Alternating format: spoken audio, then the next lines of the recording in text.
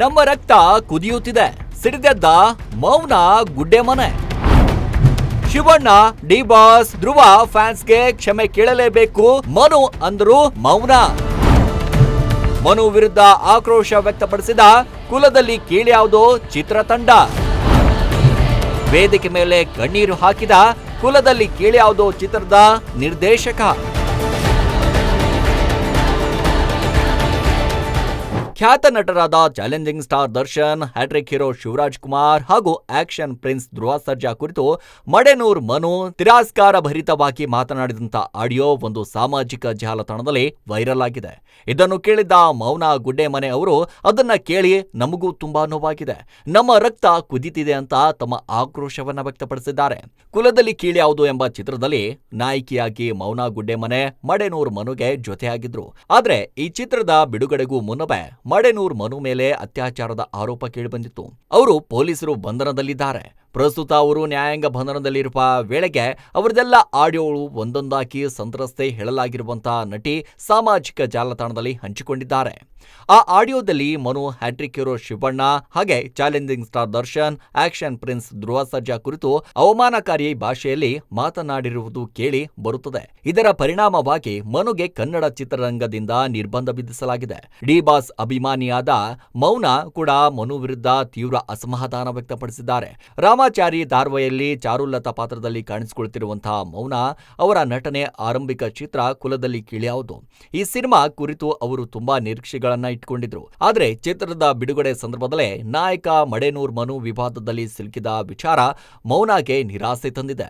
ಶಿವರಾಜ್ ಕುಮಾರ್, ಧ್ರುವ ಸರ್ಜಾ ಮತ್ತು ದರ್ಶನ್ ಬಗ್ಗೆ ಮಡೆನೂರ್ ಮನು ಅವಹೇಳನಕಾರಿಯಾಗಿ ಹೇಳಿಕೆ ನೀಡಿರುವುದನ್ನ ತಿಳಿದ ನಂತರ ಇದನ್ನ ಕೇಳಿ ನಮ್ಮ ರಕ್ತ ಕುದಿತಿದೆ ಎಂದು ಮೌನ ಹೇಳಿದ್ದಾರೆ. ಏನೋ ಸುದ್ದಿಗೋಷ್ಠಿಯಲ್ಲಿ ಮಾತನಾಡಿದ್ದ ಅವರು ತಮ್ಮ ಅಸಮಾಧಾನವನ್ನ ವ್ಯಕ್ತಪಡಿಸಿದ್ದಾರೆ. ಮೌನ ಗುಡ್ಡೆಮನೆ ಹೇಳುವಂತೆ, ನಾನು ಇತ್ತೀಚೆಗೆ ಚಿತ್ರರಂಗಕ್ಕೆ ಕಾಲಿಟ್ಟ ಹೊಸ ಮುಖ. ಇದುವರೆಗೆ ನನಗೆ ಎಲ್ಲವೂ ಕೂಡ ಹೊಸದಾಗಿ ಅನುಭವವಾಗ್ತಾ ಇದೆ. ಆದರೆ ಮೊದಲ ಚಿತ್ರವೇ ಈ ರೀತಿ ವಿವಾದಕ್ಕೀಡಾಗಿರುವುದು ನನಗೆ ನಿಜಕ್ಕೂ ನೋವಿದೆ. ಕುಲದಲ್ಲಿ ಕೀಳ್ಯಾವುದೋ ಚಿತ್ರ ಬಿಡುಗಡೆಗೂ ಮುನ್ನದ ದಿನವೇ ಮಡೆನೂರ್ ಮನು ಬಗ್ಗೆ ಸುದ್ದಿಯನ್ನ ಹೊರಬಂದು ಆ ಕ್ಷಣದಿಂದಲೇ ನನಗೆ ತೀವ್ರ ಒತ್ತಡ ಶುರುವಾಯಿತು. ಈ ಸಿನಿಮಾದಲ್ಲಿ ಮನು ಒಬ್ಬನೇ ನಟನೆ ಮಾಡಿಲ್ಲ, ನಾನು ಕೂಡ ನಟನೆ ಮಾಡಿದ್ದೇನೆ. ಜೊತೆಗೆ ಇನ್ನೂ ಹಲವರು ಕಲಾವಿದರು ಈ ಚಿತ್ರದಲ್ಲಿ ತಮ್ಮ ಪಾತ್ರಗಳನ್ನ ನಿಭಾಯಿಸಿದ್ದಾರೆ. ಎಲ್ಲರ ಶ್ರಮದ ಫಲವಾಗಿ ಉತ್ತಮ ಚಿತ್ರವೊಂದು ಮೂಡಿಬಂದಿದೆ ಅಂತ ತಮ್ಮ ಭಾವನೆಗಳನ್ನ ಹಂಚಿಕೊಂಡಿದ್ದಾರೆ. ಇನ್ನು ಮೌನ ಗುಡ್ಡೆ ಮನೆ ತಮ್ಮ ಬೇಸರ ಹೀಗೆ ವ್ಯಕ್ತಪಡಿಸಿದ್ದಾರೆ ಅಂತಂದ್ರೆ, ಮನು ಸಂಬಂಧಪಟ್ಟ ಪ್ರಕರಣದಿಂದ ನಮ್ಮ ಸಿನಿಮಾಗೆ ಪರಿಣಾಮ ಬರುವುದಿಲ್ಲ ಅಂತ ನಾನು ಮನಸ್ಸು ಬಲಪಡಿಸಿಕೊಂಡಿದ್ದೇನೆ. ಮನು ಸಂಬಂಧಪಟ್ಟ ಪ್ರಕರಣದಿಂದ ನಮ್ಮ ಸಿನಿಮಾಗೆ ಪರಿಣಾಮ ಬೀರುವುದಿಲ್ಲ ಅಂತ ನಾನು ಅನ್ಕೊಂಡಿದ್ದೇನೆ. ಆದ್ರೆ ಮನಸ್ಸಿನಲ್ಲಿಲ್ಲೋ ಭಾಗದಲ್ಲಿ ಒತ್ತಡ ಬಿತ್ತು ಅನ್ನೋದು ಒಪ್ಪಿಕೊಳ್ಳಲೇಬೇಕು. ಯಾಕಂದ್ರೆ ಹಲವರು ನನ್ನೆದುರು ಹೋಗಿ ಇಂಥ ಸಿನಿಮಾ ಮಾಡಿದ್ದು ಅನ್ನೋ ರೀತಿಯಾಗಿ ಮಾತನಾಡ್ತಿದ್ದಾರೆ. ಆದರೆ ನಾವು ಎಲ್ಲರನ್ನ ಬಹಳ ಶ್ರಮಪಟ್ಟು ಪ್ರಾಮಾಣಿಕವಾಗಿ ಈ ಚಿತ್ರವನ್ನ ನಿರ್ಮಿಸಿದ್ದೇವೆ ಅಂತ ತಮ್ಮ ಮನದಾಳದ ಮಾತನ್ನ ಹಂಚಿಕೊಂಡಿದ್ದಾರೆ.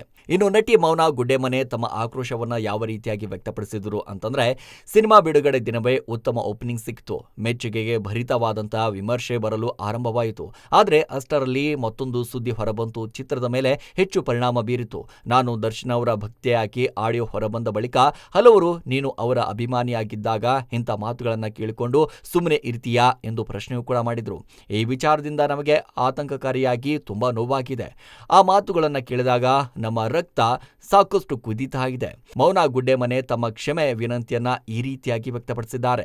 ನಮ್ಮ ಪರವಾಗಿ ಮನ್ನಣೆ ಕೋರುತ್ತೇನೆ. ಶಿವಣ್ಣ, ಡಿ ಬಾಸ್ ಮತ್ತು ಧ್ರುವ ಸರ್ಜಾ ಹಾಗೂ ಅವರ ಅಪಾರ ಅಭಿಮಾನಿಗಳಿಗೆ ಹೃದಯಪೂರ್ವಕವಾಗಿ ಕ್ಷಮೆ ಕೇಳುತ್ತೇನೆ. ಈ ಘಟನೆ ಚಿತ್ರದ ಮೇಲೆ ಕೆಟ್ಟ ಪ್ರಭಾವ ಬೀರುವಂತಾಗಬಾರದು ಎಂಬುದೇ ನಮ್ಮ ಆಶಯ ಆಗಿದೆ ಅಂತ ತಮ್ಮ ಮನವಿಯನ್ನ ಮಾಡಿಕೊಂಡಿದ್ರು. ಕುಲದಲ್ಲಿ ಕೀಳ್ಯಾವುದು ಸಿನಿಮಾ ಬಿಡುಗಡೆ ಆದ ನಂತರ ಸಂತ್ರಸ್ತೆ ಎನಿಸಿಕೊಂಡಿರುವ ಕಿರುತೆರೆ ನಟಿಯೊಬ್ಬರು ತಮ್ಮ ಸೋಷಿಯಲ್ ಮೀಡಿಯಾ ಖಾತೆಗಳ ಮೂಲಕ ಮಡೆನೂರ್ ಮನು ಸಂಬಂಧಿಸಿದಂತೆ ಆಡಿಯೋವೊಂದನ್ನು ಹಂಚಿಕೊಂಡು ಆ ಆಡಿಯೋದಲ್ಲಿ ಶಿವರಾಜ್ ಕುಮಾರ್, ದರ್ಶನ್, ಧ್ರುವ ಸರ್ಜಾ ಕುರಿತು ಮನು ಮಾತನಾಡಿರುವುದನ್ನ ಹೇಳಲಾಗಿತ್ತು. ಅವರು ಆ ಆಡಿಯೋ ಕ್ಲಿಪ್ಪಿಂಗ್ ಮಡೆನೂರ್ ಮನು ಅವರ ಫೋಟೋ ಜೋಡಿಸಿ ದುರಹಂಕಾರ ಎಂಬ ಶೇಖರ್ಷೆ ಅಥವಾ ಕ್ಯಾಪ್ಷನ್ ಅನ್ನ ಬಳಸಿದ್ದಾರೆ. ಶಿವರಾಜ್ ಕುಮಾರ್ ಅವರು ಇನ್ನು 6 ವರ್ಷಗಳಲ್ಲಿ ಸತ್ತೋಗ್ತಾರೆ, ಧ್ರುವ ಸರ್ಜಾಗೆ 8 ವರ್ಷ, ದರ್ಶನ್ ಈಗಾಗಲೇ ಸತ್ತೋಗಿದ್ದಾರೆ ಅನ್ನುವಂಥ ರೀತಿಯಾಗಿ ಮಾತನಾಡಿದ್ರು. ಅವರು ಆ ಸಿನಿಮಾಗಳು ಓಡೋದಿಲ್ಲ, ಈ ಮೂವರ ನಡುವೆ ನಾನೇ ನಿಜವಾದ ಗಂಡುಗಲಿ, ನಾನೇ ಸ್ಪರ್ಧೆ ಮಾಡ್ತೀನಿ ಅಂತ ಮಡೆನೂರ್ ಮನು ಆಡಿಯೋದಲ್ಲಿ ಹೇಳಿರೋದನ್ನ ವರದಿಯಾಗಿತ್ತು. ಈ ವಿವಾದಾತ್ಮಕ ಹೇಳಿಕೆಗಳನ್ನ ಒಳಗೊಂಡ ಆಡಿಯೋ ಕ್ಲಿಪ್ ಸಾಮಾಜಿಕ ಜಾಲತಾಣಗಳಲ್ಲಿ ವೇಗವಾಗಿ ಹರಡಿತು. ದರ್ಶನ್, ಧ್ರುವ ಸರ್ಜಾ ಮತ್ತು ಶಿವರಾಜ್ ಕುಮಾರ್ ಅಭಿಮಾನಿಗಳು ಆಕ್ರೋಶಕ್ಕೆ ಕಾರಣವಾಯಿತು. ಸ್ಟಾರ್ ನಟರ ಬಗ್ಗೆ ಅವಮಾನಕಾರಿಯಾಗಿ ರೀತಿಯಲ್ಲಿ ಮಾತನಾಡಿರುವುದು ಮಡೆನೂರ್ ಮನುಗೆ ಕರ್ನಾಟಕ ಚಲನಚಿತ್ರ ವಾಣಿಜ್ಯ ಮಂಡಳಿಯಿಂದ ನಿರ್ಬಂಧನ ವಿಧಿಸಲಾಗಿದೆ. ಇಂಡಸ್ಟ್ರಿಗೆ ನಾನು ಹೊಸೊಬ್ಳು, ನಾನು ಇವಾಗ ಬಂದಿರೋದಷ್ಟೇ. ಬಟ್ ಫಸ್ಟ್ ಸಿನಿಮಾನೇ ಹೀಗಾಯಿತು ಅಂತ ತುಂಬ ಬೇಜಾರಿತ್ತು. ಯಾಕಂದರೆ ರಿಲೀಸ್ ಆಗೋ ಮುಂಚಿನ ದಿವಸ ಆಲ್ಮೋಸ್ಟ್ ಯಾವಾಗ ನ್ಯೂಸ್ ಸ್ಟಾರ್ಟ್ ಆಯಿತು ಅವಾಗಿಂದ ನನಗೆ ಪ್ರತಿಯೊಂದು ಕಡೆಯಿಂದನೂ ಪ್ರೆಷರ್ ಬೀಳೋಕ್ಕೆ ಶುರು ಆಯಿತು. ನಾನು ವರ್ಕ್ ಮಾಡ್ತಾ ಇರೋ ಸೀರಿಯಲ್ ಪ್ರೊಡಕ್ಷನ್ ಆಗಿರಲಿ ಅಥವಾ ಕಂಪ್ನಿ ಆಗಿರಲಿ ಆ್ಯಂಡ್ ಚಾನಲ್ ಆಗಿರಲಿ ಅಥವಾ ಫ್ಯಾನ್ಸು, ಫ್ಯಾಮಿಲಿ ಎಲ್ಲ ಕಡೆಯಿಂದನೂ ಪ್ರೆಷರ್ ಇತ್ತು. ಪ್ರತಿಯೊಬ್ಬರು ಕಾಲ್ ಮಾಡ್ತಾನೇ ಇದ್ರು. ಬಟ್ ನನಗೆಲ್ಲೋ ಒಂದು ಕಡೆ ನಂಬಿಕೆ ಇದ್ದಿದ್ದೇನು ಅಂದರೆ ಅಲ್ಲಿ ಮನು ಮಾತ್ರ ಆ್ಯಕ್ಟ್ ಮಾಡಿರೋದಲ್ಲ, ನಾನು ಕೂಡ ಒಬ್ಳು ನಟಿ ಆ್ಯಂಡ್ ಇಷ್ಟು ಜನ ಕಲಾವಿದರಿದ್ದಾರೆ, ಅವ್ರನ್ನೆಲ್ಲರನ್ನೂ ಹಾಕ್ಕೊಂಡು ಒಂದು ಒಳ್ಳೆ ಪ್ರೊಡ್ಯೂಸರ್, ಒಳ್ಳೆ ಡೈರೆಕ್ಟರ್, ಒಂದು ಒಳ್ಳೆ ಸಿನಿಮಾ ಕೊಟ್ಟಿದ್ದಾರೆ. ಇದೇನು ಎಫೆಕ್ಟ್ ಆಗಬಾರ್ದು ಅಂತಲೇ ಧೈರ್ಯವಾಗಿದ್ದೆ. ಬಟ್ ಎಲ್ಲೋ ಒಂದು ಕಡೆ ನನಗೂ ತುಂಬ ಟೆನ್ಷನ್ ಇತ್ತು. ಯಾಕಂದರೆ ಒಂದು ಲೈಕ್ ಹೀರೋಯಿನ್ ಆಗಿ ಫಸ್ಟ್ ಇಂಟ್ರೊಡ್ಯೂಸ್ ಆಗಿದ್ದೇ ಹೀಗಾಯಿತು ಅಂತ ತುಂಬ ಕಡೆಯಿಂದ ಏನೇನೋ ಮಾತಾಡಿಬಿಟ್ರು, ಹೋಗಿ ಇಂಥ ಸಿನಿಮಾ ಮಾಡಿದ್ದೆ ಅದು ಇದು ಅಂತ. ಬಟ್ ನಮ್ಮೆಲ್ಲರ ಎಫರ್ಟ್ಸ್ ನಮಗೆ ಗೊತ್ತಿತ್ತು ಆ್ಯಂಡ್ ನನಗೆ ಗೊತ್ತಿತ್ತು. ಯಾಕಂದರೆ ಪ್ರತಿಯೊಬ್ಬರೂ ತುಂಬ ಎಫರ್ಟ್ ಹಾಕಿ ಈ ಸಿನಿಮಾ ಮಾಡಿದ್ದಾರೆ ಅಂತ. ಹಾಗಾಗಿ ನಾನೇ ಧೈರ್ಯ ತಗೊಂಡೆ. ಇವಾಗ ನನ್ನ ತಾಯಿ ಸಹ ಬಂದಿದ್ದಾರೆ, ಅವ್ರಿಗೂ ತುಂಬ ಟೆನ್ಷನ್ ಆಗಿತ್ತು. ಅಯ್ಯೋ ಹೀಗಾಗ್ಬಿಡ್ತಲ್ಲ, ಯಾರು ಕೇಳಿದ್ರೆ ಏನು ಆನ್ಸರ್ ಮಾಡೋದು ಅಂತ. ಬಟ್ ನಾನು ಸೈಲೆಂಟ್ ಆಗಿದ್ದೆ, ನಾನು ಯಾರ ಹತ್ರ ಏನೂ ಮಾತಾಡ್ತಿರ್ಲಿಲ್ಲ, ಯಾರ ಕಾಲು ಪಿಕ್ ಮಾಡ್ತಾ ಇರಲಿಲ್ಲ. ಡೈರೆಕ್ಟರ್ ಹತ್ರ ಮಾತಾಡಿದೆ, ಪ್ರೊಡ್ಯೂಸರ್ ಹತ್ರ ಮಾತಾಡಿದೆ, ಸರ್ ಹಿಂಗಾಗಿದೆ, ಏನು ಕತೆ ಅಂತ. ಅವ್ರು ಇಷ್ಟೇ ಹೇಳಿದ್ರು, ಮೇಡಮ್ ಏನೂ ಆಗಲ್ಲ, ನಾಳೆ ರಿಲೀಸಿಗೆ ಹೋಗ್ತಾ ಇದ್ದೀವಿ, ಏನು ಟೆನ್ಷನ್ ಮಾಡ್ಕೊಳ್ಬೇಡಿ, ನಿಮ್ಮ ಸಿನಿಮಾ ಅಂತ ಅಂದ್ಕೊಂಡು ಬನ್ನಿ ಅಂತ. ಅದೇ ಧೈರ್ಯ ತಗೊಂಡು ನಾನು ರಿಲೀಸಿಗೆ ಬಂದೆ. ಬಟ್ ಅಲ್ಲಿ ನಾನು ಏನು ಹೇಳೋದು, ಅಲ್ಲಿ ಜನ ಬಂದಿದ್ದ ರೀತಿ ಆಗಿರಲಿ, ಫಸ್ಟ್ ಡೇ ಹೌಸ್ಫುಲ್ ಆಯಿತು, ಜನ ನೋಡೋಕೆ ಶುರು ಮಾಡಿದ್ರು. ಪ್ರತಿಯೊಂದು ಥಿಯೇಟರ್ಗೆ ಹೋದಾಗಲೂ ಒಳ್ಳೆ ರಿವ್ಯೂಸ್ ಬರೋಕ್ಕೆ ಶುರುವಾಯಿತು. ಅದೆಲ್ಲ ಒಂಥರ ಖುಷಿನೇ ಇತ್ತು. ಅದು ಇನ್ನೂ ನಮ್ಮನ್ನ ಏನು ಹೇಳೋದು, ಇನ್ನೂ ಎಲ್ಲ ಕಡೆ ಹೋಗೋಣ, ಇನ್ನೂ ಪ್ರಚಾರ ಮಾಡೋಣ ಅಂತಲೇ ಅನ್ನಿಸ್ತಾ ಇತ್ತು. ಅಷ್ಟೊತ್ತಿಗೆ ಇನ್ನೂ ಒಂದು ನ್ಯೂಸ್ ಶುರು ಆಯಿತು. ಅದು ಇನ್ನೂ ಎಫೆಕ್ಟ್ ಆಯಿತು. ಯಾಕಂದರೆ ನಾನು ಅಂತ ಬಂದರೆ ನಾನು ದರ್ಶನ್ ಅವ್ರ ದೊಡ್ಡ ಅಭಿಮಾನಿ.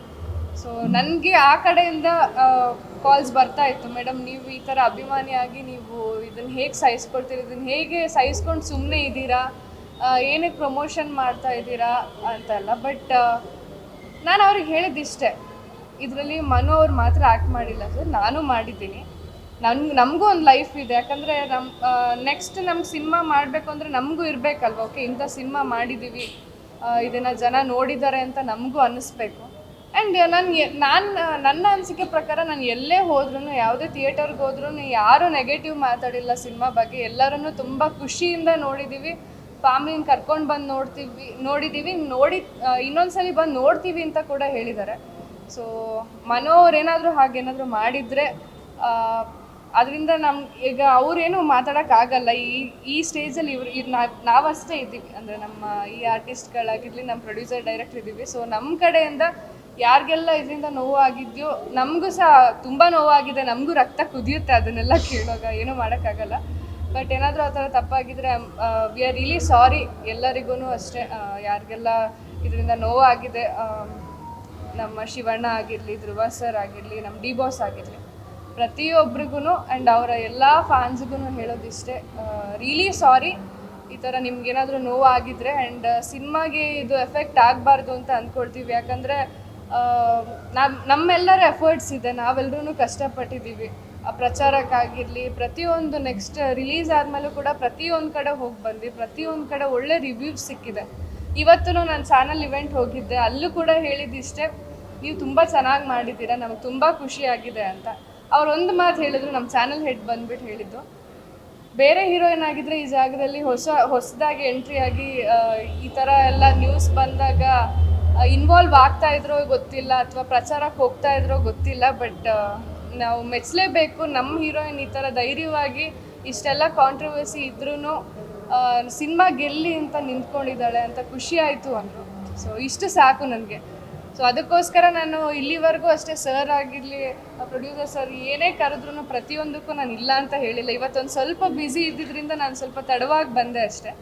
ಬಟ್ ಮಾತಾಡಲೇಬೇಕು ಅಂತ ಎಷ್ಟೇ ಲೇಟ್ ಆದ್ರೂ ಅಲ್ಲೂ ಜಗಳ ಮಾಡ್ಕೊಂಡು ಬಂದಿದ್ದೀನಿ, ಇಲ್ಲಿ ಹೋಗಲೇಬೇಕು, ಮಾತಾಡಲೇಬೇಕು ಅಂತ. ಸೊ ಪ್ರತಿಯೊಬ್ಬರು ಯಾರ್ಯಾರಿಗೆ ಸಿನಿಮಾ ನೋಡಿದ್ದಾರೆ ಅವ್ರಿಗೆ ನಾನು ಇಷ್ಟೇ ಹೇಳಬೇಕು, ನಿಮಗೆಲ್ಲ ಥ್ಯಾಂಕ್ ಯು ಸೋ ಮಚ್. ಯಾಕಂದರೆ ಕನ್ನಡ ಸಿನಿಮಾ ಈ ಥರ ತೆರೆ ಮೇಲೆ ಬಂದು ಜನ ಇಷ್ಟಪಡೋದು ತುಂಬ ಕಮ್ಮಿ. ಬಟ್ ಇವಾಗ ಎಲ್ಲರೂ ಇಷ್ಟಪಟ್ಟು ನಮ್ಮ ಸಿನಿಮಾನ ಉಳಿಸ್ತಾ ಇದ್ದೀರಾ. ಸೊ ಥ್ಯಾಂಕ್ಸ್ ಹೇಳಲೇಬೇಕು. ಪ್ರತಿಯೊಂದು ಕಡೆ ನನ್ನ ಯಾರೇ ಆಗಲಿ, ಕ್ಯಾಮ್ರಾಮನ್ಸ್ ಆಗಿರಲಿ, ಬೇರೆ ಬೇರೆ ಡೈರೆಕ್ಟರ್ಸ್ ಆಗಿರಲಿ, ಆದರೆ ನನಗೆ ಕಾಲ್ ಮಾಡಿ ಹೇಳಿದಿಷ್ಟೇ, ಸಿನಿಮಾ ತುಂಬ ಚೆನ್ನಾಗಿ ಬಂದಿದೆ, ನಾವೆಲ್ಲರೂ ಹೋಗಿ ನೋಡಿದ್ವಿ ಅಂತಲೇ ಹೇಳಿದ್ದಾರೆ.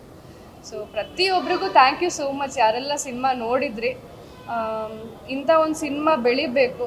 ಯಾಕಂದರೆ ಏನೋ ಒಂದು ಚಿಕ್ಕ ಯಾವುದೋ ಒಂದು ಕೆಟ್ಟ ವಿಚಾರದಿಂದ ನಮ್ಮ ಸಿನಿಮಾ ಹಾಳಾಗಬಾರ್ದು ಅಂದ್ಕೊಳ್ತೀನಿ. ಯಾಕಂದರೆ ಕನ್ನಡ ಇಂಡಸ್ಟ್ರಿಗೆ ಇಂಥ ಸಿನಿಮಾ ಬರಬೇಕಾದ್ರೆ ತುಂಬ ಮುಖ್ಯ ಆಗಿತ್ತು. ಯಾಕಂದರೆ ಇವಾಗ ತುಂಬ ಸಿನಿಮಾಗಳು ಬಂತು, ಯಾವುದು ನಮಗೆ ಹೆಸರುಗಳು ಕೂಡ ನೆನಪಿರಲ್ಲ. ಬಟ್ ಇಂಥ ಒಂದು ಕಂಟೆಂಟ್, ಇಂಥ ಒಂದು ಸಿನಿಮಾ ಉಳಿಬೇಕು ಅಂತ ನಾನು ಅಂದ್ಕೊಳ್ತೀನಿ. ಕುಲದಲ್ಲಿ ಕೀಳು ಯಾವುದು ಅನ್ನೋವಾಗಲೇ ನಮ್ಗೆ ಅಣ್ಣವ್ರು ನೆನಪಾಗ್ತಾರೆ. ಸೊ ಇಂಥ ಟೈಟಲ್ ಸಿಕ್ಕಿದೆ, ಇಂಥ ಸಿನಿಮಾ ನಾವು ಉಳಿಸ್ಕೊಳ್ಳೋಣ. ಸೊ ಪ್ರತಿಯೊಬ್ಬರು ಪ್ರೇಕ್ಷಕರಾಗಲಿ, ಅಭಿಮಾನಿಗಳಿಗಾಗಲಿ ನಾನು ಹೇಳೋದಿಷ್ಟೇ, ದಯವಿಟ್ಟು ಇನ್ನು ಯಾರು ಸಿನಿಮಾ ನೋಡಿಲ್ಲ, ನೋಡಲೇಬೇಕು. ಅಂಥ ಸಿನಿಮಾ ಇದು, ಎಲ್ರಿಗೂ ಇಷ್ಟ ಆಗುತ್ತೆ ಅಂತ ಅಂದ್ಕೊಳ್ತೀನಿ. Thank you so much. ಹೆಚ್ಚಿನ ಸುದ್ದಿಗಳಿಗಾಗಿ ನಮ್ಮ ಚಾನೆಲ್ನ ಸಬ್ಸ್ಕ್ರೈಬ್ ಮಾಡಿ,